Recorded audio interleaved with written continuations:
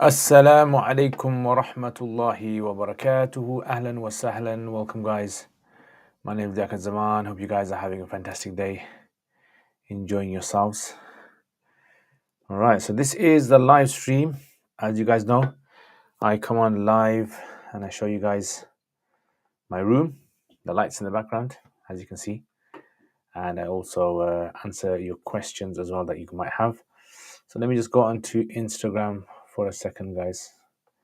Give me a second. I'm going to Instagram. All right, so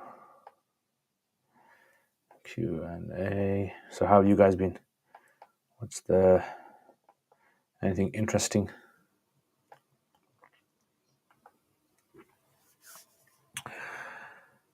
As you can see, white hairs in my head increasing. The white hairs, the Buddha hairs.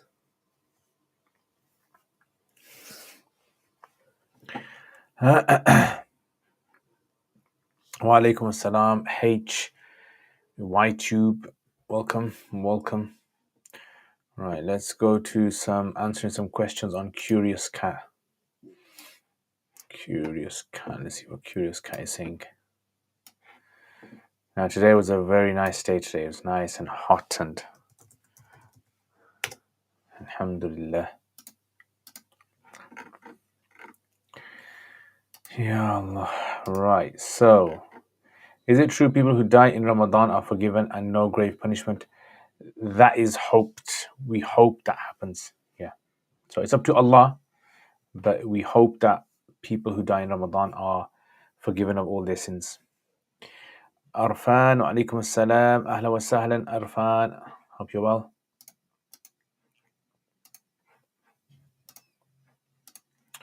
Okay, so Anonymous, how do I get to the level where I can read Zamakhshari and Jurjani? You have to study a lot of Arabic literature. You have to say a lot of Arabic literature to get to that. If one prayer is valid, if they move their arm while praying to cover their mouth since they burped, yes, it's valid.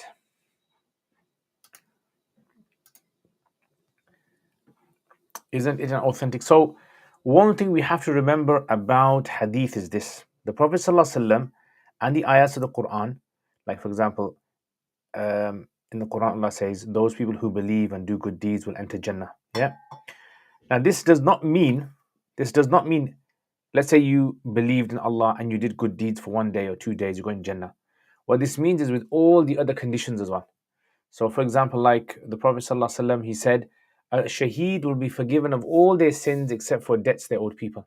So when we take a hadith, we have to take all the other hadith that come with it as well. Yeah. So the Prophet ﷺ, he said something, a statement, and maybe 80% of that statement was not recorded, and only 20% of it was recorded, and that was passed down, and that was passed down, and it was passed down. So we have to be careful in trying to understand what the hadith is saying, basically. So this is why, yes, the hadith mentions a person but that doesn't necessarily mean that this will apply to everyone. It applies only to those people who qualify for it. Wa alaikum assalam. Ahla wa sahlan. Hamza Yabuki. I am thinking applying for a government research job that involves surveying cannabis usage. The research may be used to promote medical cannabis. Is it halal? Inshallah, should be fine. Zakir wa alaikum assalam. Is the book Seal Nectar authentic? Yes, to my knowledge. Right, next. Would a person with waswasa just ignore this doubt? I prayed Isha and after the first sitting I went autopilot. So when I sat for the last time, I didn't know if I was in the third or fourth rak'ah. I did sajda sahw. Yes, ignore. And you did correct. Are you from the Mufti Mu'ad Chati? Yes, mashallah, I know him very well. Have you seen his new book release? I have not seen the book, but I've heard a lot of good things about it. I haven't seen. Mashallah, I would definitely recommend his book. Like without me even seeing it, I would say definitely. If you're interested in the science of usul hadith, definitely get that book. Yeah, definitely. So who dies on Friday, they are forgiven and no grave punishment. The same thing applies to that. This is what I'm saying to you, my brother H. Look, you know when you say some hadith is authentic, we have to understand authentic hadith in light of all the hadith, not just one hadith, all the hadith. That's why I said to you, the shaheed is forgiven, isn't he? But there's a hadith which says that the yughfar li shaheed kullu shayin illa dain.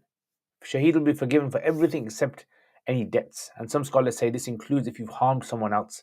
If a person has harmed someone, has done bad to someone, backbited someone, and all those things, and if you die a shaheed, that won't be forgiven.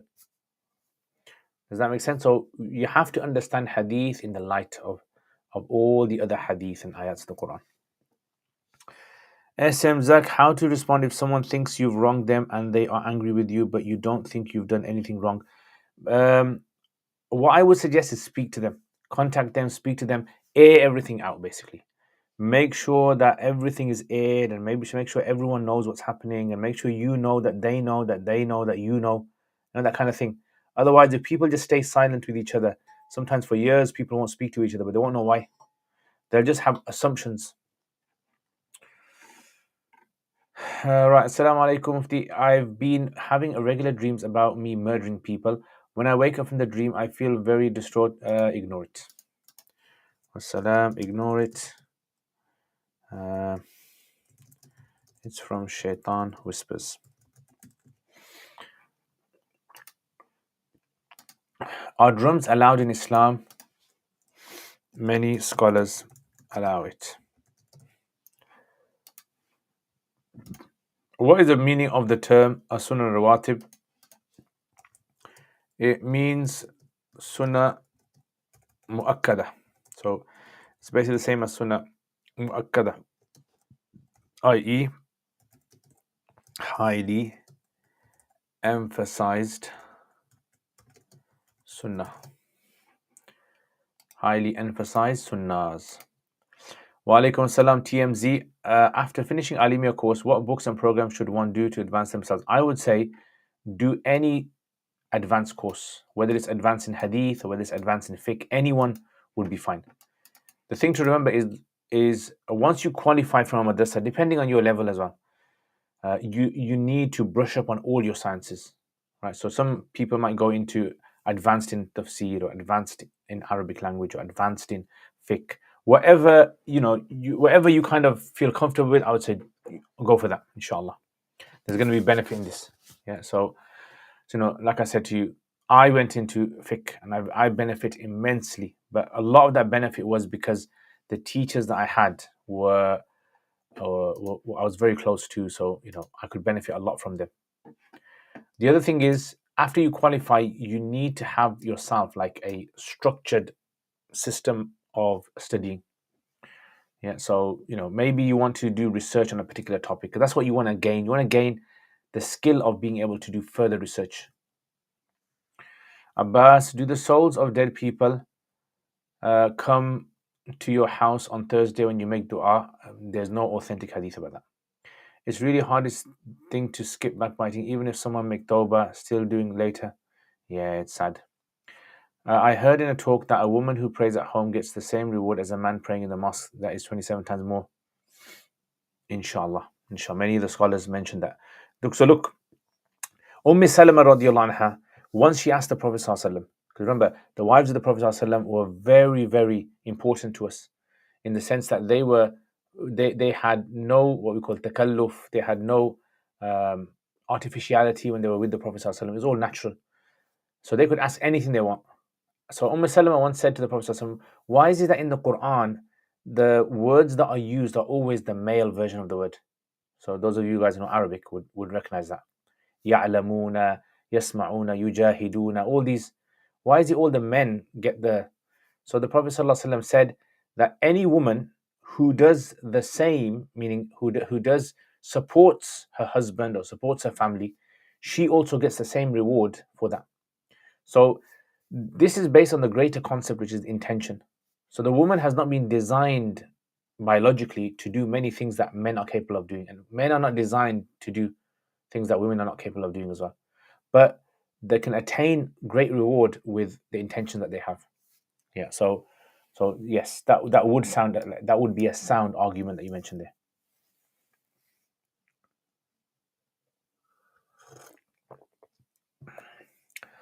Okay, Sainsbury's have mozzarella and tomato basil pesto wrap which contains pesto.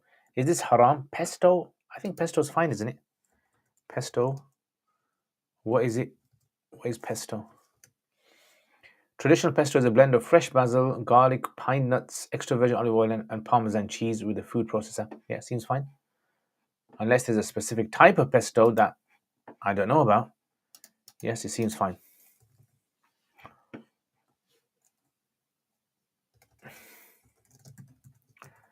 It's halal to my knowledge.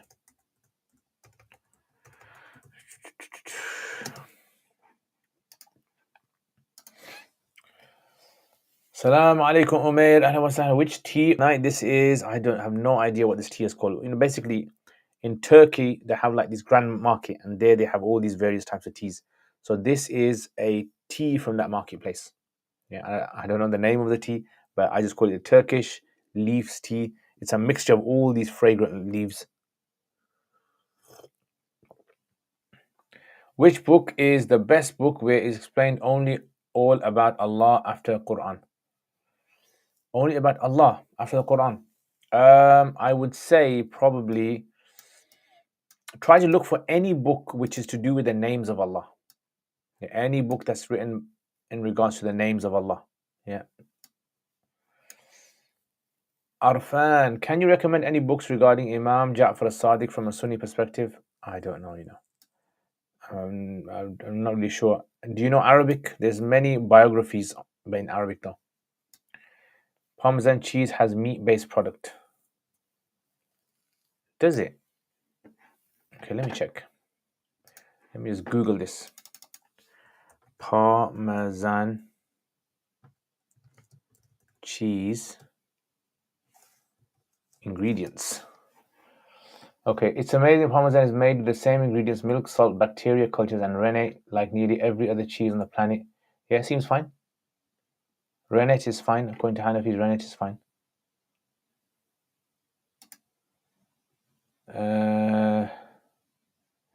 Yeah, seems fine. Doesn't seem to be any problem. Yeah, there's no meat-based product in there. I don't know. Maybe Irene, maybe there's some Parmesan cheese that you're familiar with, but the one that I've googled. If one misses a sunnah mu'akkada, we are said it's sinful. No, it's not necessarily sinful. No, but there are hundreds of sunnah in our daily lives. No, so leaving a sunnah mu'akkada is not necessarily sinful. So generally they say if a person is consistently missing it out, right, that's where there's fear of sin. They don't say it's sinful, they say it's fear of sin. Should a ha'idha reply to adhan? Yes, she can. I think pesto has rennet, so rennet is fine according to Hanafis. Rennet is totally fine. Yeah, so rennet is fine because the Prophet ﷺ, he used to eat cheese that used to come from Persia, and the Persians at that time were fire worshippers. So the only way they could have made cheese was by putting milk into the stomach of a calf, which they had not slaughtered. But the Prophet still ate it. So the Hanafis derive from that. There are certain aspects of animals that are actually not haram. So Hanafis say all animals' hair is not haram, all animals' bones are not haram. And if you tan an animal's skin, it's not haram. So inside the animal, there's also certain things like the certain types of bacteria and enzymes that are not considered to be haram.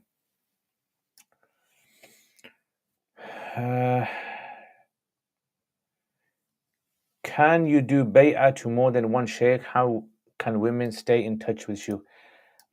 So I don't know exactly all the rulings of bay'ah. I have not done bay'ah to anyone, so I don't know all the rulings of bay'ah. If you want to do bay'ah to someone, what I would suggest is do bay'ah to someone you can benefit from. Don't do bay'ah to some random person who you're not going to have any contact with. The whole idea of bay'ah is that you get some spiritual advice, right? It's like a private mentor. And how to stay in touch with them? I don't know. Maybe through email, maybe through correspondence. Maybe that might be the best way. Parmesan cheese has rennet. Yeah, so rennet is fine. How do you recommend note-taking revision for usul shashi? So what I would suggest is note-taking for anything should be done in a way that you're summarizing the important points of anything you're writing. That's the whole point of note-taking. So anything you read, right, you read down the page of usul shashi, and you want to think, okay, what is the most important thing of this that I didn't know before? You write that down. You summarize it in your own words. How would you word it? Zakat question. What if I waste my wealth deliberately just before the Nisab anniversary? Totally fine. I mean, wasting the wealth, it depends how you wasted it, but that sin is a separate sin. But it wouldn't be considered to be frowned upon for using up all your wealth before your zakat was due. Okay. Next question. Okay, this is a question on Insta.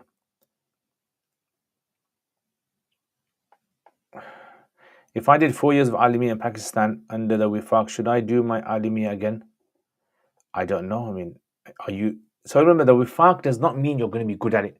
Unfortunately, Wifaq system has a lot of flaws in there. I know people who are not good at studying, but they got through the whole Wifaq thing. Don't ask me how. It's all about you, how good you are. Related to the previous question, if they want to apologize even though they believe nothing wrong was done on your end, no one will really apologize from both sides.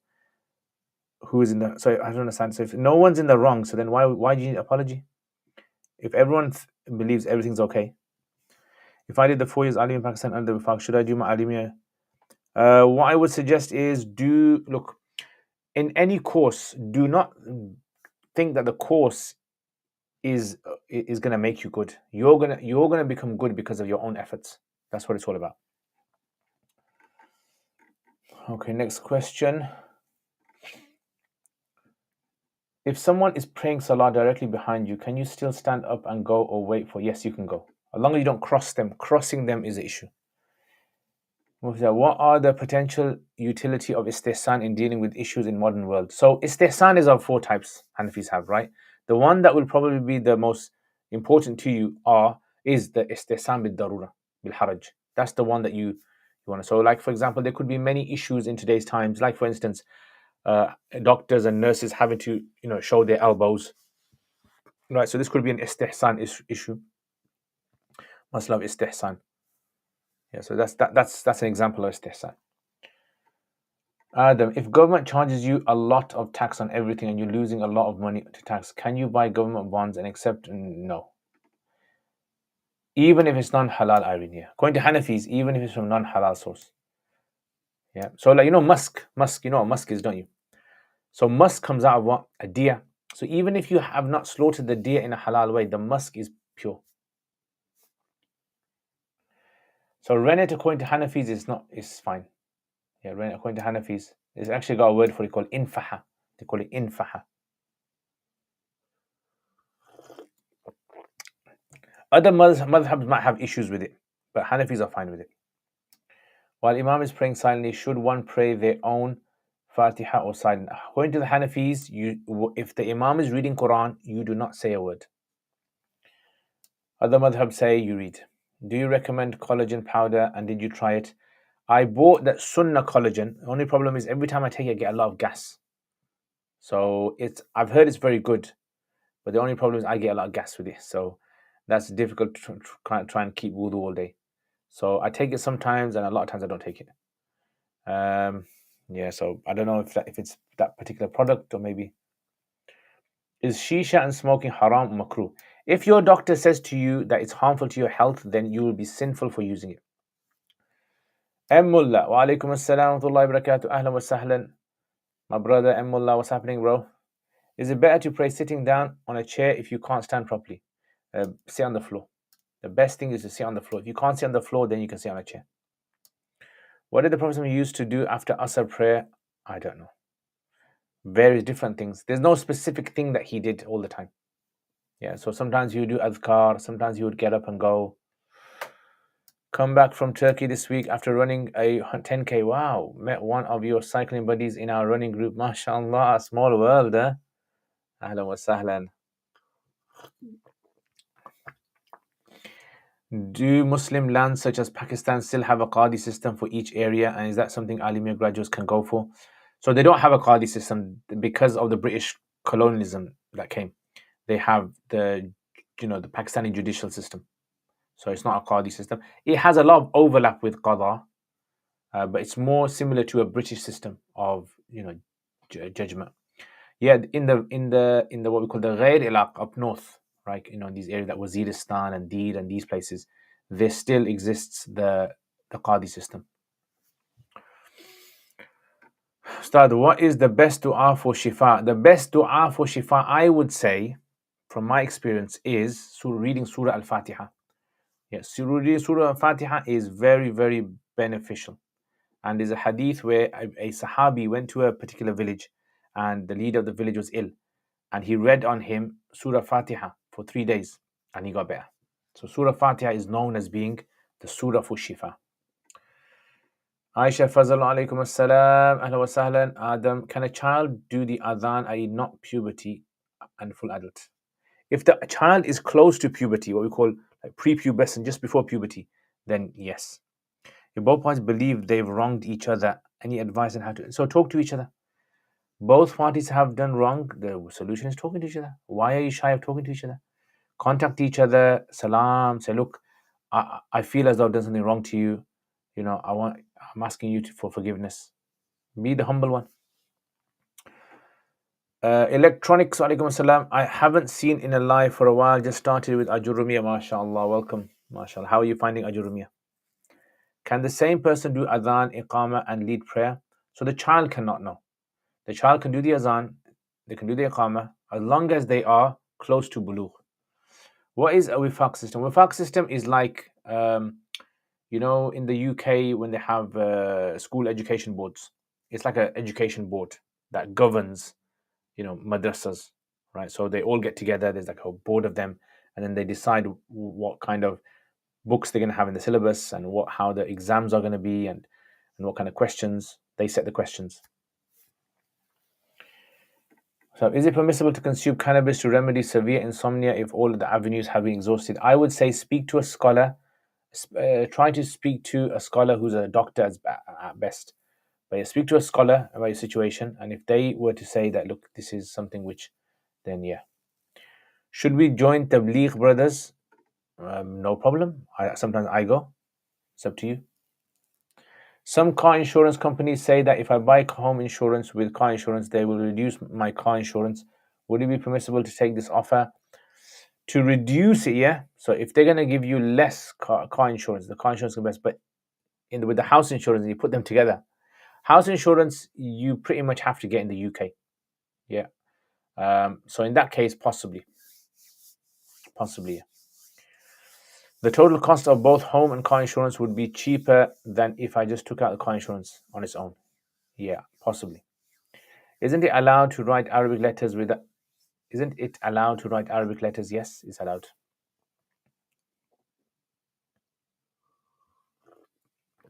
So today I've had a very, very busy day.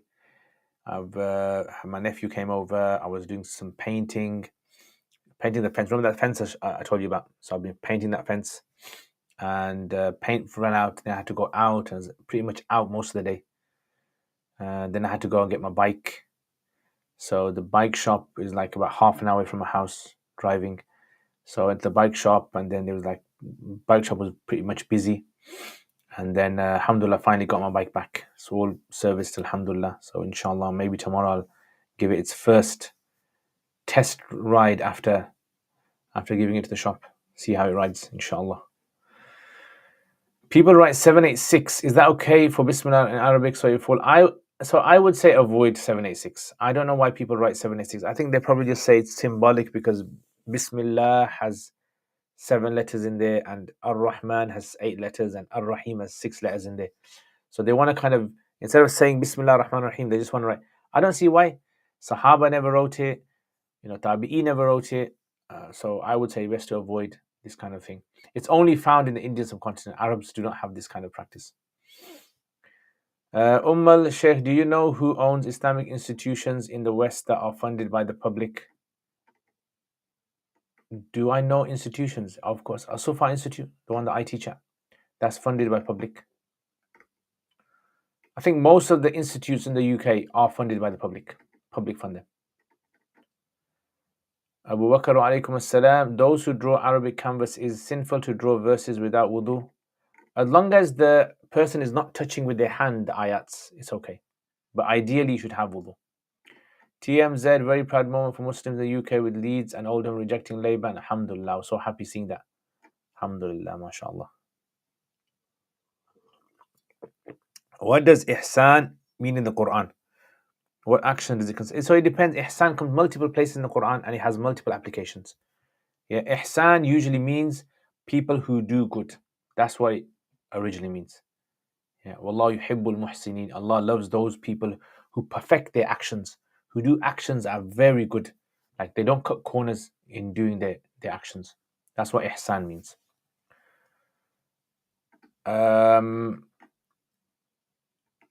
Labid, alaykum assalam. I have noticed poor people are less busy with the dunya compared to rich people. Is being poor a blessing? I think everyone's busy with dunya. Yeah. But obviously, someone who is rich is going to clearly have an occupation or job or something which is going to require them to earn money. And if they've got money, they're going to be spending it. So therefore, a lot of their life revolves around earning money and spending money. Whereas the poor person will obviously have a less fortunate situation, and so therefore they have less preoccupation with money. Yeah. So I think the thing in Islam about dunya is you can earn as much as you like. There's no cap on how much you can earn. But the thing in the prohibition is not to let the dunya compromise your religion. If you let the dunya compromise your religion, that is called love of the dunya. So you let your dunya compromise your salat times. You let the dunya compromise your character, your morals, your ethics. That's called love of the dunya. Is it okay to kiss hands and touch face when Prophet's name mentioned in the Quran? No problem. But if you believe that this is special reward attached to it, then that's wrong. Yeah, if you believe there's a special reward, there's no authentic narration regarding these things.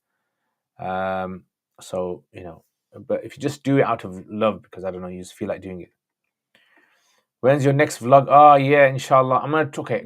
Tomorrow I'm gonna try to edit the vlog. So I've got a lot of footage. I'll try to edit it inshallah tomorrow, Adam. Electronic, alhamdulillah, it's great. I had Arabic in madrasa here in Bosnia and at my uni, but I need full do over with Arabic. Any additional advice after I'm done with Ajurumiyya course? So what have you studied before Ajurumiyya? I voted first time and voted for independent. Well then, me too. I voted independent as well. Can you give advice on bikes which are good maintenance, riding areas, etc. would be good? I don't know everything about bikes, but what I would tell you is this. Look, there's two types of bikes you can get. You can get an electric bike and you can get, what I would call a traditional pedaling bike. The electric bikes, obviously, many people have them nowadays. I'm not into that. The normal bikes, the traditional bikes, then you get two types of traditional bike. You get a mountain bike, right? Or you get what we call a road bike with the curved handles. Or you get something that's in between the two called a hybrid bike. Yeah, so you want the best of a mountain bike and you want the best of a road bike. Mountain bikes are good when the roads are a bit rough, when you have to keep getting on the pavement, off the pavement and all that. And you can go off terrain as well, off the road onto terrain. And road bikes are only good for roads, but they're good for going fast and long distances, right? So it depends what you want it for. If you want like the high-end bikes, you're going to have to invest 1,000, 2,000, 3,000 pounds for a high-end bike. If you want like a really good. But if you want just like an average bike, you can get easy average bike for between 200 pounds to about 600 pounds. A good bike you can get. Right now, maintenance, obviously, that's going to be something which normally the cheaper bikes you get, you don't need to do too much maintenance on them because you're not really going to be riding it too much. How to have sabr and not bounce with someone I have anger issues. So if a person has anger issues, you need to resolve them. Maybe you go to the doctor, speak to your doctor about anger management tips. Maybe you cut down on certain types of food that make you angry. Maybe you stay away from certain people that make you angry. Different people have different things. Yeah, I would say. What does the word fatwa mean? Fatwa means answer. Literally means answer to a question. Is it possible to say someone's name which Allah has Allah's name in it in the bathroom, e.g. Abdul Rahman or Abdul Quddus?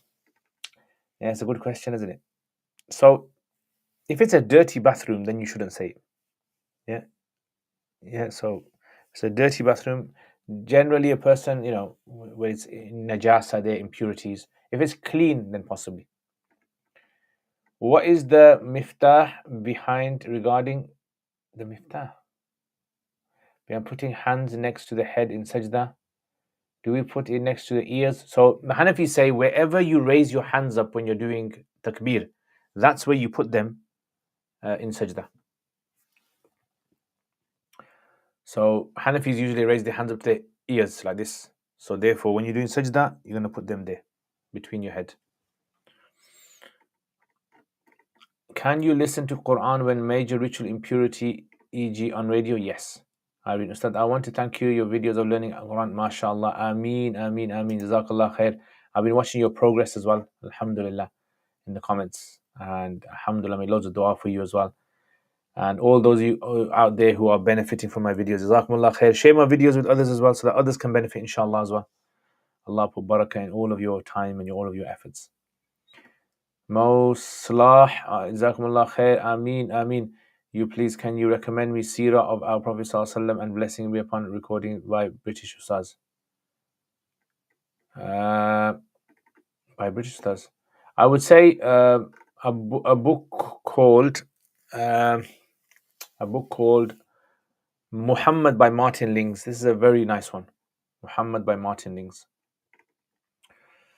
Can I sleep before Isha or after Fajr when the nights are very short in summer, or when should I sleep? As long as you can wake up for Salat time, you can sleep any time in the day. As long as you can wake up for your Salat times. Background is very nice. Jazakumullah khair. Thank you very much. Looks fake, doesn't it? Fake background. Aisha Fazal Ustad, why is reading Isha after midnight considered makruh? So this is because there's some narrations where it's mentioned about delaying your Isha without a reason until half the night passes. So half the night. So it's not necessarily midnight. It's like half the night passing. So if you delay your Isha very late, what's going to happen? You're going to be too tired, and when you pray your Salat, you're going to have less focus in there. So that's why you pray as early as you can. Jazakallah khair. Bless you. I mean, we recommend seerah. Okay. Should you say mashallah or tabarakallah if you see something nice? Both are fine. Number 9. What is the sunnah length for long hair? Can it go so long as it doesn't resemble women's hair? So when you say sunnah, do you mean like how long did the Prophet ﷺ grow it? So he grew it up to his shoulders. Yeah, up to his shoulders. So sometimes it was up to his ears, shoulders, sometimes shaved, sometimes short. Right. So remember, if the Prophet ﷺ shaved his head, clearly it would have grown to, small, then larger, then larger. So his hair length would have been different throughout the year. Just regular Arabic classes, grammar, vocab. Granted, I have been trying to hardback, but then I know the basics. The goal is to speak fluently because I'm good. Oh, excellent, excellent. So in that case, what I would suggest, try to read as many Arabic storybooks as you can. So I have a series I've put up, Arabic storybooks. Try to read them as much as you can. I'll put them up again. Some of you guys are probably saying, this is like the 50th time he puts up these Arabic books.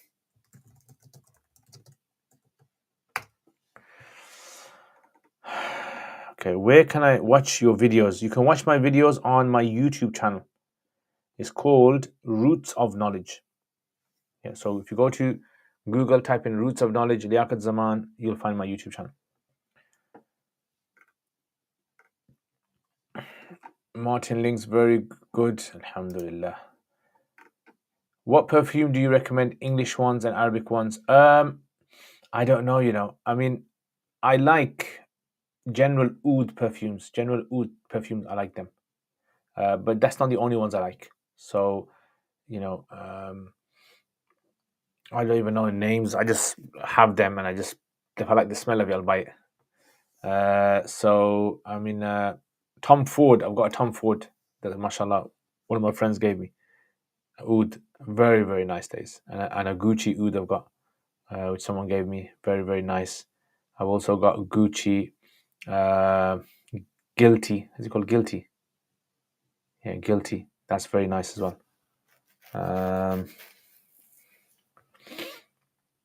What do you like, Adam? So, what indicates the beginning of Salah, saying Allahu Akbar or raising both hands? Saying Allahu Akbar. Raising of the hands is considered Sunnah Mu'akkada. So, saying Allahu Akbar is obligatory. Do you have to reply to the salam of someone who wrongs you, i.e., a neglectful parents? So, parents, yes. You should give salam to your parents. Would you recommend learning Turkish, Ottoman Turkish? I feel there's a lot of, possibly, yeah, possibly. I mean, there's actually a lot of works in Sindhi as well, the manuscript Sindhi. Because Sindhi used to be like a fertile land of ulama and scholars and students. So Ottoman, definitely Persian. So you can learn all these things. Definitely benefit from scholars' works. Say a non-Muslim saves up $10 million, but it's haram. He made it through riba, and he reverts. When he reverts, does he have to dispose all of his? No, he doesn't. No, because for the non-Muslim, like if he was to earn all of his wealth through wine and pork, when he becomes a Muslim, all that wealth is fine for him, because when he was a non-Muslim, those rules didn't apply to him. May Allah reward you as well. Ameen, ameen. Can evil eye be caused due to look, ta'ajjub? Yeah. And I've even heard evil eye can even be caused by jinn as well. When I heard this, I was shocked. Jinn can even be impressed by some things that we do. And I was thinking, well, how do you save yourself from that? That's why doing the adhkar in the morning and the evening are very important. Make sure you read your dhikrs every morning and every evening. Read Qul Hu Allahu Ahad 3 times, Qul A'udhu bi Rabbil Falaq 3 times, Qul A'udhu bi Rabbin Nas 3 times, and lightly spit on your hands and then rub it on your body as much as you can. This is the Prophet ﷺ used to do this.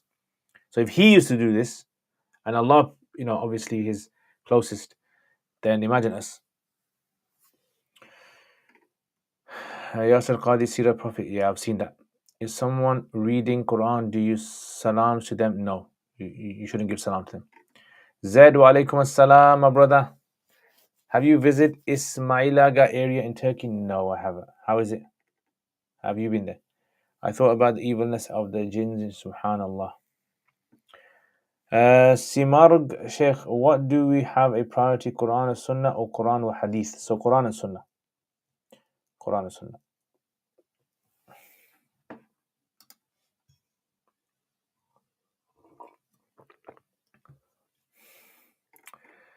Okay.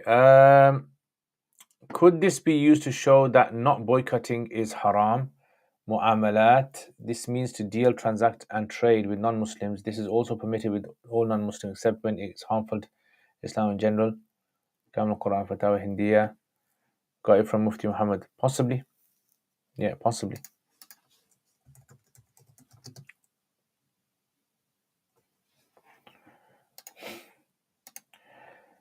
Salam alaikum. I always make sure I urinate before doing ghusl to ensure passageways are cleaned. However, sometimes I have found that after doing ghusl, the next time I urinate, even if it's after sleeping a long duration of time, the urine appears very foamy and murky, as something is mixed with it. After Googling online, I saw that this can indicate presence of semen. Okay, am I required to do ghusl again? No. Salam. No. All you need to do is repeat wudu. What's the ruling on the water that gets released from the najis clothes when one washes it and squeezes it? As long as it flows, it becomes clean. What's the ruling on the release? Salam, I was following the opinion that washing unseen impurities thrice is a must, but the people of my land don't seem to follow this opinion. Can I change the opinion if you have to wash until the feel the item is clean? I have a similar question being asked, but I don't. Wassalam. What is the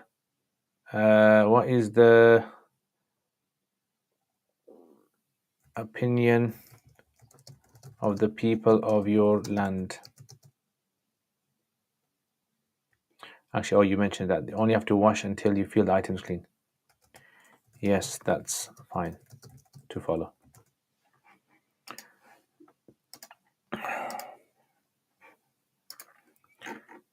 Okay, next. Yes, we would say learning Turkish is important just as Urdu is. Loads of uncovered gems in Turkish. The main thing is, look, guys, studying loads of languages is very good because in every language there's always scholars who have written something which is, found there. Main thing is learn the core things in Arabic. Learn the core things in the Quran. Learn the core things of Hadith and Fiqh and Aqidah from the Arabic texts. You won't really need those texts, but those are like something extra. Does that make sense? Muallima Angel alaikum assalam. Which area are you from in Pakistan? In Pakistan, I am from an area called Gandaf, which is in a district called Sawabi, which is in an area called KPK. Do Muslims need to pay zakat for extra clothes? No. Very nice area, students of Sheikh Effendi there. Muslim restaurants used to sell alcohol. Okay, so Sheikh Effendi's area, yeah? No, I haven't been there. Muslim restaurants used to sell alcohol. Now they stopped selling, but still having money from before. What's the situation? Then they should, if they have earned any money through alcohol, they should slowly dispose of it, give it to charity. Jazakallah khair. Please do dua for us and the ummah. Ameen, ameen, inshallah, and you too. When they're in Ramadan Fridays, mashallah. How did you find it? What are the kind of the best places there to go to? Please clear the difference in those two. Okay, so Quran and Quran, the Prophet ﷺ said, Quran, follow the Quran and the Sunnah. He never said follow Hadith. But the problem is we can't follow Sunnah without knowing the Hadith. Hadith are reports that are passed down from one to another, to another, to another. And they're not passed down in the full form. Maybe the Prophet ﷺ said something and someone memorized a snippet and they passed down that snippet. That's Hadith is. The Sunnah would be what the Sharia wants us to follow. That would be the Sunnah. So Quran and Sunnah means Quran and the explanation of the Prophet ﷺ that Allah wants us to follow.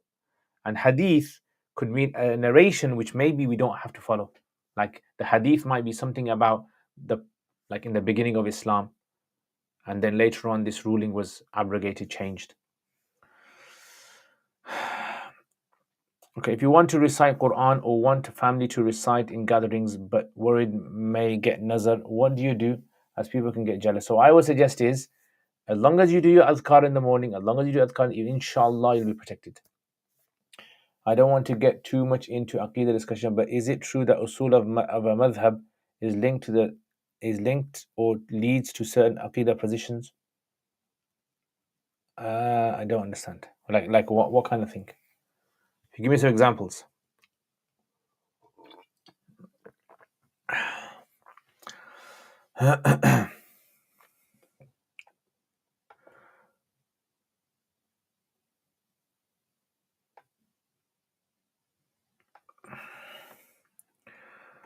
Right, let's check some more questions. Okay, what's the ruling on the water that gets released from najis? Salam Ustad, can you please go over the steps to finalizing marriage the Sunnah way, from the families getting to know each other? Okay, so look, marriage. Marriage is basically just two people coming together with witnesses, and the man says to the woman, I'm marrying you, and the woman says, I accept, or the other way around, and there's a mahar. That's all marriage is. All the extra steps and how to find a spouse and how families meet and how you send gifts over and all this is from culture. This is not necessarily from the exact details of the Quran and Sunnah. These are cultural. So Bangladeshis might have their own thing they do. Pathans might have their own thing they do. Somalians might have their own thing they do. Gujaratis might have their own things they do, and so forth like that. So people have different cultural ways of how and humans have been doing it for ages, for hundreds and thousands of years. They've been, matching people up. So this is why uh, there is no specific cultural sunnah way of finding a spouse. If you find a spouse through shadi.com, that's fine. If you find a spouse through, those WhatsApp marriage bureaus, that's fine. If you ask the local auntie who finds you someone, that's fine. If someone tells their parents they found a girl and they want to get married, as long as you do not break the rules of Islam, as long as you do not have intermingling, which is prohibited, and as long as you do not have any sort of things that go against the direct teachings of the Quran and the Sunnah, then every other way is fine. Yeah, that's the gist of it, guys. So I think what happens when people start practicing, they feel as though everything has to be told to them, like every little thing and how you do things, and they think there's a sunnah for every single thing in life.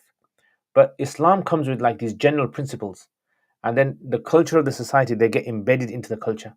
So it's like a kind of, the culture slowly starts to um, shape around that sunnah, and then Indonesians will have their particular style of it, and the Malaysians their style, and Thailand their style, and like that around the world, you'll see that. So, like for example, someone's asking here, what is the procedure of getting consent from the bride, and what is the nature? So there's no specific.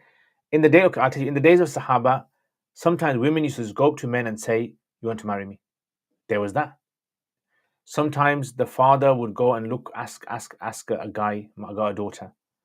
Sometimes the guy would go up to a girl. Sometimes, go to the family. So there was various ways it's actually done in the days of Sahaba. Can a potential spouse engage in texting with the bride's mahram? So, salam. Ask your family to find you someone, or if you've found someone, speak to her relatives. Yes, potential can speak to her male family members via texting. How many witnesses are required to make a valid nikah? 2 witnesses.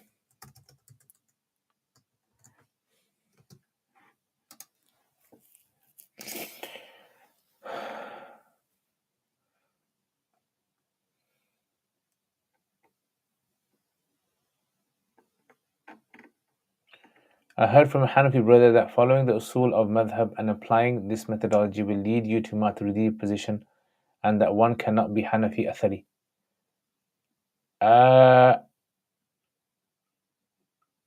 No, not necessarily. No, not necessarily. This here all depends exactly. Usul, there's ikhtilaf in usul as well within the Hanafis. Right, so there's ikhtilaf in usul. That's why we had Mu'tazila usuliyan, the scholars of usul that were Mu'tazili. So if someone says some of the major works on usul that are written by Hanafis were written by Mu'tazilis. So now if someone says that to be a Hanafi, to learn usul, you have to be Mu'tazili, that doesn't make sense. Yeah, so Aqidah has nothing to do directly connected with usul. Maybe there's certain elements of usul that overlap with certain issues, but not necessarily. No, I would disagree with that. Unless you can give some examples of what that person is saying. Because if their argument is that Maturidi, you have to be Maturidi on certain points and this and that, I can't see how that is. Mu'tazila were a very strong group in the early years, and they've written many usul books. What is the correct understanding of hadith al-ain haqq? I have heard the speaker online interpret as jealousy. So ain haqq basically means is that, look, we all obviously have physical ability to harm other people, isn't it? Yeah. So Allah's given us arms and hands and legs, right? So we have this ability. Likewise, you can imagine, imagine that a person has this almost like this spiritual sort of aura about them that has, it's like a kind of imagine like a Bluetooth ability, a Wi-Fi that has the impact and affect someone else's aura, affect someone else's their being. So this is something which is like a realm, the other realm. This is the realm of the jinn, the realm of the unseen. So it has an effect like that. And that's what the Ain al-Haq. Now we don't know all the details about this. The Quran and Sunnah haven't given us all the little details about how this works. But there clearly is this other realm which, you don't really have direct sort of like this ability or mode. You go into this spiritual mode and you can affect people. No, it's out of your control. Some people are more potent and some people are more vulnerable to this. Yeah, so there might be a guy who has this kind of like, if he gets impressed by something, he can have an effect on someone without him even realizing it. MashaAllah, Jazakallah khair, my brother Ryan. May Allah bless you. May Allah put barakah in your life, in your health, in your wealth, and give you happiness. Thank you for your kind donation towards my channel. It means a lot to me, guys, when you guys support the work that I do and you help. Alhamdulillah. MashaAllah, the channel is growing as well.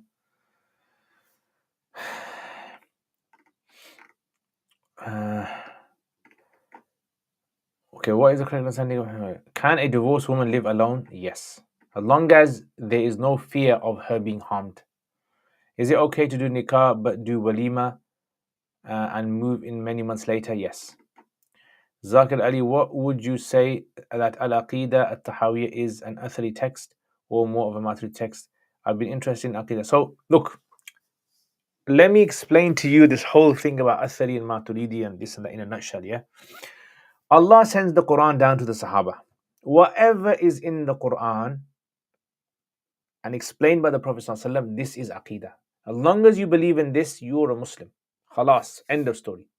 Every Sahabi, man and woman who believes in this is a Muslim. Anyone of the mushrikun or others who disbelieve in any aspect of the core elements of this is out of Islam.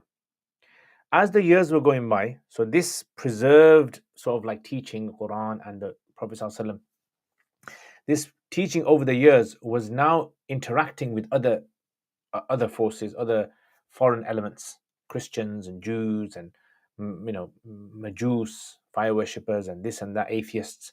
So now they had questions that some of the people couldn't find a direct answer to in this Aqidah sort of like nexus you have, right? You couldn't find it. So they began to try and answer those things from themselves. This caused them a lot of problems. And as the time was going by, this was like creating factions. One group was coming out trying to say, justify what their position was, and one justifying, and each one was slowly beginning to adjust the meaning of these ayats and these hadith according to whatever position they felt was the strongest to counter the opposition. So these movements would come. As the time went by, there was a very rational movement that started called the Mu'tazila. They were basically saying, we can take the whole Quran and the whole hadith of Aqidah, and as long as it fits in with what logic says, rational says, we accept it. And if it goes against what rational says, then we interpret it or reject it. So this started to take over everywhere. Now, the Maturidi, the guy who actually came about and started it, and the Ash'ari position, they came like almost 300 years later. Yeah. And they were saying, well, no, we're not going to do that. So they reformed this whole approach and they came out with a mixture between traditional and rational to counter this movement. That's what they did. So this Maturidi actually came much later, and this was after the time of Tahawi. So when Tahawi was written, it's actually based upon the early position, what the early position of people of Aqidah, what they held. That was it. Without this new sort of like reformation of how to counter, right? Imagine like da'wah, these da'wah men that came and they said, right, how are we going to give da'wah to people? What tools are we going to use? Does that make sense? So Aqidah Tahawiyya is a classical Aqidah. It came before the Maturidi and Ash'ari issue. Are you Athari or Maturidi? So I have studied Maturidi Aqidah, and I personally believe that anyone who has the belief of the Sahaba, they are successful. I have the belief of the Sahaba. If I ever need a situation where I need to rationally combat some sort of a attack against Islam, I will use Maturidi Aqidah if it's necessary, right? Like an emergency button. Otherwise, I believe whatever the Sahaba used to believe, I think that is sufficient. Whatever is Aqid Tahawiyah, that's sufficient. What are you, Sa'ad Ahmed? So the interpretation of it that jealousy can have really bad consequences is incorrect. It's it's not like jealousy as in necessarily jealous people. It could be like, for example, someone who envies just naturally. It's like that. So it's connected with jealousy as well. It could be connected with jealousy. Please, can you explain the ruling on foods with alcohol where it doesn't state how much it is there and there's also no trace of color, smell, taste left? Can you explain the ruling of foods with alcohol where it doesn't state how much is in it? So, first of all, any alcohol that makes you intoxicated, you're not allowed to use. If something contains certain types of alcohol, depends what kind of alcohol it contains. If it contains certain types of these pastry rolls or things like that, what I would suggest, if you can get something else, get something else. Avoid that. Yeah. So, I mean, you'd have to be very specific in certain types of foods, because foods is a big, diverse, area, field. It's very difficult to give you general rules for it, and in a lot of cases, it's just case by case. So if you give some examples of things, then we can look at that. But generally, the rule is you avoid it. Avoid anything, any food things that you're going to consume that contain alcohol in there. You avoid it. That's what it is. If it's naturally occurring alcohol, like 0 point something percent alcohol that naturally occurs in the making process, that's fine. But any alcohol that's added,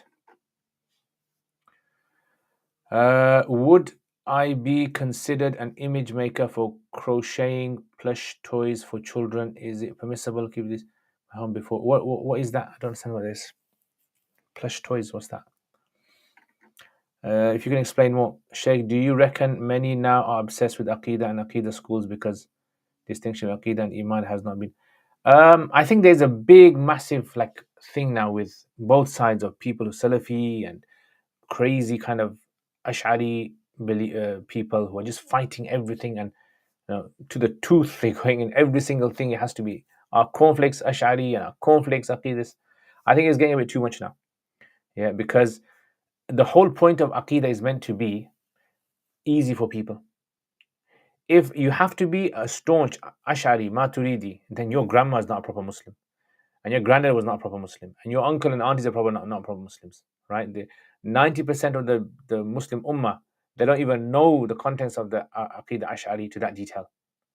So I would say that it's something which is kind of like non-conducive to Muslim unity, to go into so much detail and force it onto people.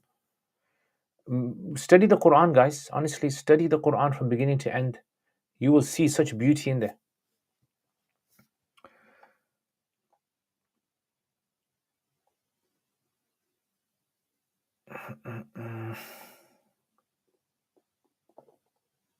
Reems, wa alaikum assalam. How do we go about trimming and taking care of the beard? Also, should it be a fistful? So there's difference of opinions in madhabs regarding how long the beard has to be. Yeah. But if you take a position, the position in those who say that it has to be a fist, and simply fist means you take a fist and then whatever's at the end you cut that. And on the sides you can maintain it, shape it so that it's shaped with the face. That's fine, no problem with that. You can remove all the hairs on the cheeks and the neck. That's fine. Ustad, you're goated. Sheikh, please, can someone memorize the Holy Quran at the same time as studying Arabic grammar? You can try. If you've got a good memory and you've got a very good discipline, you can try that. But I would say it might be quite hard. Yeah, I've seen people who have actually struggled a lot. In the beginning it was okay, and once they reached 1 juz, 2 juz, 3 juz, they struggled. I was doing memorizing Quran. I memorized about 5 juz of Quran whilst I was studying. Then when I got to the end of the year 2, I found it very hard to continue because I had so much work, Alimiya, to revise, and then I had to revise the Quran as well. So I struggled a lot. So then I had to stop. It's become an Aqidah question. Wa alaikum assalam. Do you feel, if I guarantee you, if I started videos on Aqidah, on debating and these, I would get so many subscribers, so many viewers. People will be coming because for some reason people are just fascinated about this. Wa alaikum assalam, SC1. Adam, do you feel Muslims are more united now in here among sects compared to 10, 15 years ago? I think Muslims are more clued up now. Muslims are more clued up, which brings its own set of fitna. 10, 15 years ago, I think that because of the absence of social media and having access to all this information online, a lot of people didn't really know information in Islam. But now there's a lot of people who are clued up. So there's someone out there who knows, like, let's just say, for example, there's a spectrum of the layperson knowing things. Someone who knows 90%. Not, I don't mean that they're an alim. Like, they know 90% on their own. They've kind of picked things up from talks and from articles and from. There's some people who are like 80%, 60%, 70, 20, 10. In the past, most of the people would probably be 10%, 20% they know about Islam. And a lot of stuff, there'd be confusions about Islam they'd have. So this is why now I would say a lot of people are more educated and are more clued up about things in Islam, especially nitty-gritty, debatey, weighty things, which has now brought us new fitnas, because you've got like youngsters in their 18s to late 20s who are now making themselves da'wah channels and claiming that they know Islam, and then if they come on the screen for enough time, they can have credibility, because people will think this person knows about Islam. They've been talking about it for the past 100 videos. So now people start listening to them, and then after a while they start coming out with strange things, attacking people and doing these crazy things, and then all of a sudden it just causes confusion in the followers as well. The followers start to think, what's this guy on about? And then they think maybe he's right, maybe all the scholars are wrong, maybe everyone's a fasik in the world, or everyone's deviant or bid'ah and this and that. And unfortunately that's what happens when you don't have a proper backed education.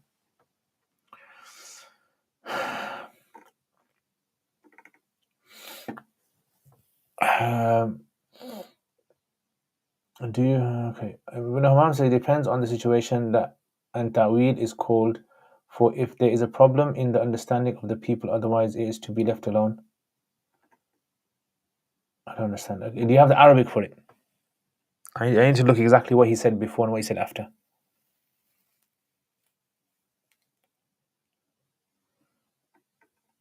What is this in context of?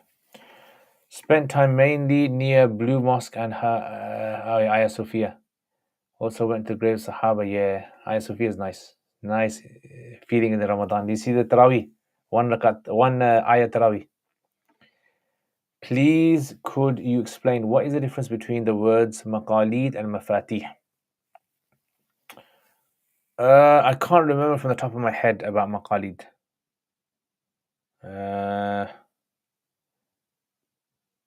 Yeah, I'll have to check. I can't remember from the top of my head. I don't know. Let me check.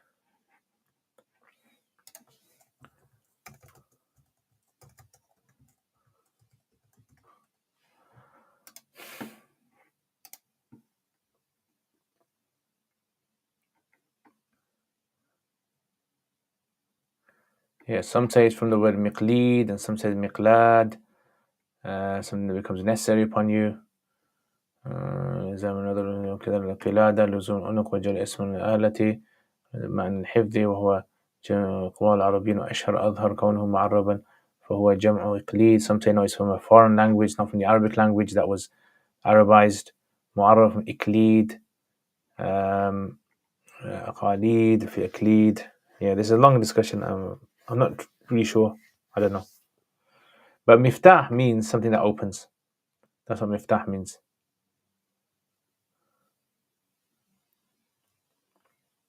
Yes, there's a long discussion about the differences. I'm not sure. Short and sweet Tarawih.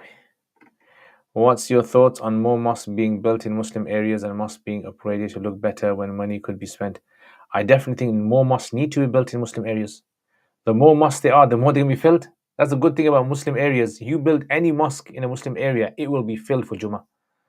Yeah, alhamdulillah. Yeah, the Prophet ﷺ encouraged building mosques in every street. Yeah, in every street building a mosque. So encourage that. But overspending on mosques, I disagree with that. I think mosques should not be. I think obviously to make the facilities as clean and as usable, user friendly as possible is a must. But to overspend and to be lavish, I think this is wrong. Jundullah alaikum assalam. Hope you're well. I'm very well, my brother. Hello wa sahlan. A long time no see. Seems waste when mosques empty most namazes. I feel mosques are failing to communities as they don't anything. You're doing more spreading knowledge than they do. I got it from Mufti Mangera's English translation of Fiqh al-Akbar. It does not have the Arabic. Oh, okay, so I don't know then. I would have to check what Ibn Hammam is talking about. Do you think some people giving talks are given a platform too early, even though, yeah, 100%. 100%. This is a big fitna of the time. Humans naturally like attention. That's the thing about humans. Humans like attention. They like people praising them. They like these kind of, compliments. It's in our nature. Now, if a person knows something and you have 2 people looking at them and they know some more things and then 10 people are looking at them and there's some more things, 100 people looking at them, that means the person feels some sense of superiority inside of them. So this is why learning knowledge is considered to be something that naturally builds arrogance inside of people. You will see this. You learn something, you sit with your family members, you will think they're less than you. You will have that split moment that you think, you know what, these people are less than me. They don't know the translation of Surah Fatiha, I know it. They don't know the hadith of this, I know it. They don't know, what Sheikh so-and-so said in his talk, I know it. And that's the thing you have to remedy. So it doesn't mean you stop learning. You learn, but at the same time, you have to remedy. And the best way to remedy, sit with people who know more than you, that make you feel low. Not as in belittle you, but as in you just, inadvertently feel that you're nothing compared to them. That was the most potent thing to humbling yourself.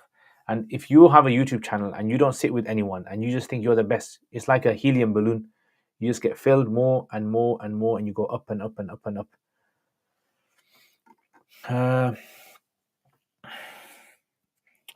Sorry, I should have been more clearer. له مقاليد السماوات والأرض. Could they both mean keys? So yeah, maqalid both mean keys, but I'm not sure exactly the roots of maqalid, so I can't really comment. Maqalid means keys, means something that opens something else, that gives you access. Like a password is a key. That kind of thing that you put inside the door to turn, that's a key as well. A key could be some sort of like a lock system, a latch where you turn. That could be. So I'm not too sure of the origins of maqalid in this. It seems like some masjids are just being built after disagreements with the last. Unfortunately, this is a big problem we have. This is not like, masjid is not like one problem. We have multiple problems in masjids. We have committee problems, committee members who have been there for 40 years, 50 years, just because their dad built the mosque, or just because they paid a lot of money towards the mosque, they feel they have the right to make decisions about the mosque. And so now they're in charge. And they don't have no idea of how a masjid should be run. They have no idea of the responsibilities of the masjid for the community, what kind of activities they need to have for the masjid, how the masjid should be catering for the men and the women and the children and all these things. And so you have these gangs. It's a bit like a gang. It's a membership gang. These member gangs, they kind of just like control everything in the masjid.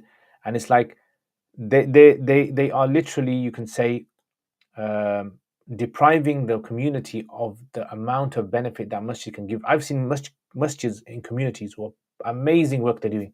So many people have come to the masjid because of the members of the committee. So I think committees are a big issue as well. How much money, mismanagement of the money, big issue as well. How much they're paying the imams, big issue as well. The whole education system in the masjids, big issue as well. Yeah, the issue with preventing women to come into the masjids and having no alternative thing for them. This is a big issue as well. There's so many things, and I think they don't realize the responsibility that they have. What do you guys say? Okay,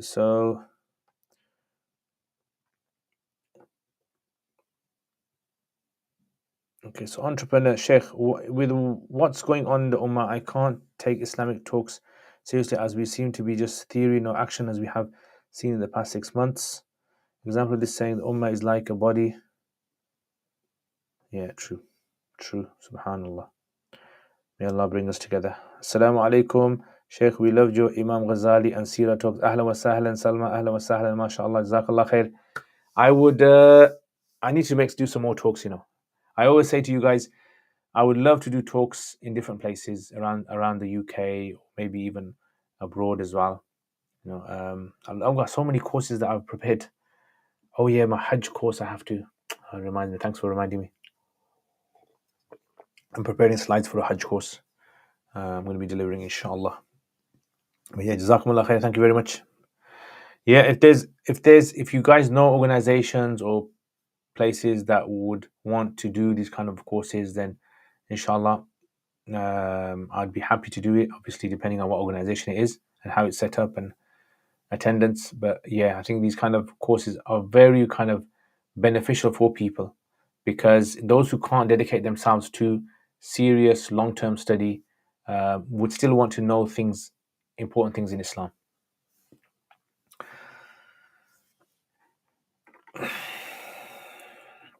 In the past, scholars would give talks locally, study, then maybe after mashwara upload talks online. Now it seems many youngsters hardly study straight up. Yeah, that's the thing, you can't stop on it. That's the fitna. Is it wrong to praise someone regularly if they do good? As I read somewhere, if someone, yeah, you shouldn't kind of praise them in their face too much. Yeah, but you should give them encouragement. So praising with the intention of encouraging them, that's good. You should do that. Right? It's like, parents with kids. Parents praise kids. MashaAllah, you're so good. You get a star and all that. That's praise for encouragement. By sitting with those who are greater in knowledge and character is one of the ways scholars teach. Yeah. I imagine they can get a lot of praise inadvertently from students or public that but yeah, it is. Many scholars, have this issue. Sometimes scholars, they become desensitized to praise. I know that. So sometimes people praise them a lot for things they do, and people just like the scholars will know that, it doesn't really kind of mean anything. So you have to remember, not every praise is going to affect a scholar. Sometimes there's like kind of hollow praises, you can say. Someone might seriously praise someone, but that scholar, it's like, sometimes scholars, they receive lots of gifts and perfumes and things. Sometimes when people give them perfumes, it's like they've got so many perfumes that one perfume isn't really going to make any. It's like that, those kind of ones. What do you think about a non-mahram talking with a man in private chat asking Islamic questions? If there's a need for it, then yes. If there's no need for it, then they shouldn't. Yeah, if there's a need for it, then of course. But otherwise, it should be avoided. Completely agree with the point on problems in masjid committees. At the same, many who criticize masjid committees are not doing much themselves either. May we sacrifice ourselves for our deen? Definitely. I think what I think this should happen is this. This is my opinion. All masjids in your city should all come together. Whether it's from the Brailwi, Deobandi, Salafi, all come together. They should have one ultimate board where they design like a structure for how masjids thoroughly investigate, research behind it, obviously, and come out with various models and structures of how to run a masjid, and have it from beginning to end as a model, and they can adopt that model. At the moment, it's just everyone just coming out with their own thing, and I definitely agree with what he's saying. It's easy criticizing someone, but then the problem is who's going to take that position. I know a masjid who's got 40 or something members. If you want to do anything in that mosque, you have to call all 40 members. They have to have a meeting, and if anyone disagrees, it's like the UN situation with Gaza. If one country vetoes, that's it. Yeah, nothing goes through, and that is not how we need things. This is why in the past the government used to have control over the masjids. The government have control over the masjid. This was a very good thing. The governments would not allow anyone to do Jummahs except the person they appointed. It's in Hanafi books. And the benefit of that was this. It leads to having healthy committee members running the masjids, and not having toxic individuals who just have their own grudge against this family member or this member, right? And it's just a sad situation. Because I've worked a lot of masjids. Unfortunately, I've seen it so many times. The best masjids I have seen are the ones where the committee members are pretty much youngsters. Yeah, like, when you say youngsters, I mean like between the ages of 30 to about 50. Those are the ones who are the really good running masjids. Those committees that have members that are over 50, they're just waste of times. And a lot of these cases, they do nothing. They just waste the money of the public. in the sense that they don't really kind of utilize it in the way they can. Illa mashallah, Allah knows if there's out there any, but most of them are just like that. It's just a very sad say of phase. I mean, if they are, like that, they need to sort themselves out. It's a responsibility on the day of Qiyamah. You're going to be asked about these things. You have to fear Allah. It's a big amana. This is running a masjid. Very, very big amana. So, I would never want to run a masjid. It's a bit too big of a trust. Rasta would definitely welcome you, Sheikh. Just had Sheikh Yasser Hanafi Abdul Majid. Alhamdulillah. How was the talk? MashaAllah. Sheikh Yasser Hanafi is, MashaAllah, very nice guy. Sheikh Abdul Majid, MashaAllah. Is shalak halal? Yes. Sheikh, please, what does it take to be a mufti? So, to become a mufti, I am not a mufti. I am a training mufti. Call me a training mufti. And to train as a mufti, it's going to take 30, probably 20, 30 more years for me to train as a fully fledged mufti. So to actually reach this level, you have to study the Arabic language inside out thoroughly. You have to study a particular school of thought, a madhab, from beginning all the way to advanced with all of the usul. And then you have to do several years of training with a mufti, answering questions. And that then qualifies you now to go on this path now. Irene, the government has control over the masjids here in Europe and no one can say anything in any khutbah. They're thrown out of the country. Yeah, that's like the other opposite, authoritarianism. So that's, unfortunate. May Allah make it easy for Ameen.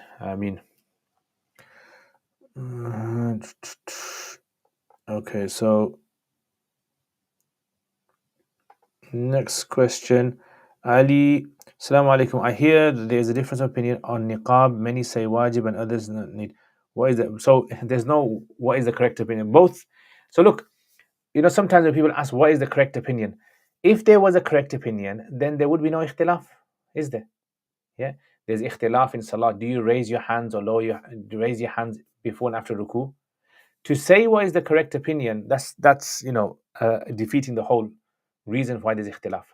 Yes, there might be a particular scholar who inclines towards a particular view, and according to him, this is the more correct view according to his research. And there might be another scholar who is inclined towards a particular view due to his research. So, for example, you have some scholars who are totally against taking pictures, totally against it. They'll say the correct view is taking pictures is impermissible. And there are other scholars who say taking pictures is fine, it's allowed. And they've inclined towards the correct view is that it's this. So I would say we have to kind of like understand the concept of difference of opinion and how to appreciate the different approaches taken by scholars. That's probably the most important thing. Yeah. So what is the correct opinion about niqab? Again, there's nothing categorical from the Prophet ﷺ that covering of the woman of her face. There's no authentic hadith that she has to cover her face. And there's nothing in the Quran that clearly says that she has to clearly cover her face. In fact, there's narrations which actually show sahabiyat, female sahabas used to have their face uncovered in the time of the Prophet ﷺ. But it's an issue that actually is mentioned later on over the years, where certain Muslim societies, they started to experience a lot of women were being harassed on the streets, were being whistled at, were being touched, these things were happening, and so they were told best thing is just to cover your face. Men don't recognize you. They will naturally not feel the urge to go and do these kind of things. Now, I'm not saying all men are like this, but unfortunately, in every society, you have bad elements in the community, right? And we want our women to be protected at the end of the day. That's what you want. If someone recites Surah Alaq in Salah and forgets to do sajda, and by the way, this clip is going to be cut out and put onto the rounds. If someone recites Surah Alaq in Salah and forgets to do sajda tilawah, but goes into ruku, how do they remedy this? Must they do additional sajda? No, they don't. They've missed it, that's it. Yeah. What you can do is, you can consider, whilst you're going into the ruku, consider that sajda to be the sajda for this. That would be okay, inshallah. Are reports about Raful Yadain mutawatir? So this is the what we call the Ahlul Hadith, the Muhaddithun. They say that the narrations regarding the Raful Yadain are mutawatir, but the others say no, they're not mutawatir, because for something to be mutawatir, it has to be something categorical, narrated with so many narrations, and Raful Yadain doesn't meet that. But there are very, very clear, authentic narrations about Raful Yadain. The only issue is that the vast majority of people in Kufa never did it. Vast majority of people in Medina never did it. So if these two major cities where many, many Sahaba lived, if they didn't do it, then how can something that was mutawatir be left out by massive communities, literally, 50, 60 years after the Prophet ﷺ? How is that possible? So that's an issue. Sometimes a hadith might be very authentic, but it doesn't necessarily mean it was adopted by the people. Start how to discipline oneself to continue with the Quran after Ramadan. What I would suggest is just do it like, exercise. So you have to have yourself a goal, have an aim, and work towards that. Say, for example, okay, this month I want to finish this much of the Quran. Make yourself a goal, and then with that goal, it might be, for example, in the month of May, I want to finish one juz of the Quran, and you specify the juz, and then you break down the juz of how much you're going to read every day to achieve that. Make sense? Do you know why Hanbalis say that niqab is mandatory unconditionally? I have never come across Hanbalis saying that it's mandatory, obligatory, unconditionally. I haven't come across it. MashaAllah, lots of good reminders, good to refresh and refocus. Alhamdulillah. So my parents and family moved to Bangladesh and I'm really struggling in school. What should I do? What I would suggest, I don't know what this education system it's like over there. If anyone can help, Fazli. I'm not too sure exactly how it works over there. Usually in schools, I think a lot of people feel homesick when they can't create a network of friends. If you don't have a network of friends and hobbies, you do. People naturally feel, cut off from the rest of the school. So what I would suggest is try to make friends, try to find people who have similar hobbies, and try to have that, inshallah. I listened to Sheikh Shadi, who explained that the default position in the Malik madhab is that niqab is makruh unless there is a reason for it. I pray that may Allah subhanahu wa ta'ala long life and give health. I always memorize some of the poems due to Alhamdulillah. May Allah bless you, my brother. Make special dua for me, my brother, in your day. Jazakallah khair. Slave of Allah. Sheikh, does one have to squeeze every drop of urine when doing istibra by squeezing? To what extent to drop it? So look, what I would suggest is, if a person is thinking too much about these cleanliness issues, then talk to someone about it. It's a waswasa issue to go to that detail, how much must come out. So I would say when you go to toilet is this: you sit on the toilet, urinate, you take tissue, and obviously for men's parts of their bodies are different from women's. If you have to squeeze, you have to squeeze. You dab the tissue, and then you get up, walk around a bit, come back, wash yourself, and that's it. Ignore the rest, ignore everything else. Don't go to the details where you have to feel as though I think there's some drops left or one drop left. This is going to allow shaitan to just mess with your head, and you're sitting there all day on the toilet, right? So if you're suffering from this, guys, honestly, speak to a scholar, speak to someone about it. Don't be embarrassed about it, and don't try to find the answer on websites. That makes things worse. Yeah, because websites are just give like generally they're inclined towards the more stricter positions on things. Okay, well, next. Is it permissible for an adult son to sleep on the same bed as the mother? Yes, it's allowed, so long as they are clothed and there is no fear of anything haram. Yeah, so no fear of anything haram like lust or desire or something, then it's fine. Okay. Assalamu alaikum. I have one question. Is it allowed to search your family on the internet, or is it considered backbiting or spying? Their profile is on page. Yes, you can. If it's on public view, you can search. I will not confront or mystery. I do worry about them. Wassalam. Yes, you can. Salam Shaykh. During Ramadan, I sent a question here about dead bodies and embalming. Is this permissible? Can you elaborate more on this? I also asked a question about women at graveyards, but don't know. and the graveyard 1-2. Okay, if a person starts earning since the age of 7, do they give zakat when they hit puberty at 13, or wait to give zakat only when their earnings reach threshold? You only give zakat if your wealth reaches threshold.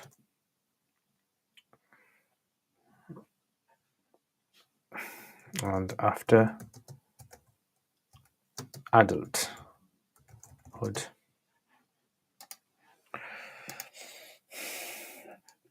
Okay, can I email you for further information?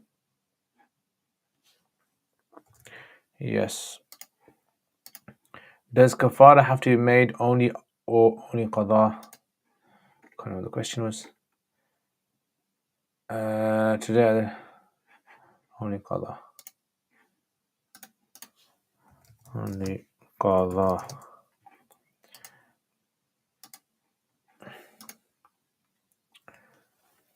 Okay, all right. So all those questions are done.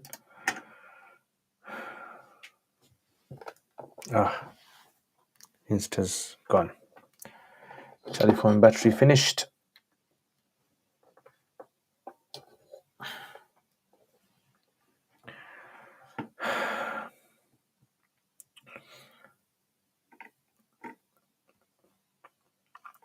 Okay, Nahif, does there have to be a parda in family gatherings when cousins are present who are non-mahram to each other?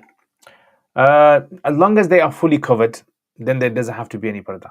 Yeah, so long as they're fully covered, I wouldn't see a problem. And as long as they're not sitting next to each other in the way their bodies are touching.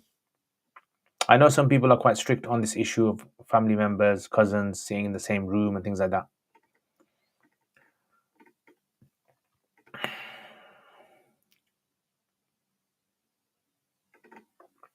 Can women wear a ring in public? Can women wear a ring in public? Yes. What is your favorite book you have read? Quran. Quran is my favorite book, honestly. There's no book I've ever come across that is as powerful as the Quran to me.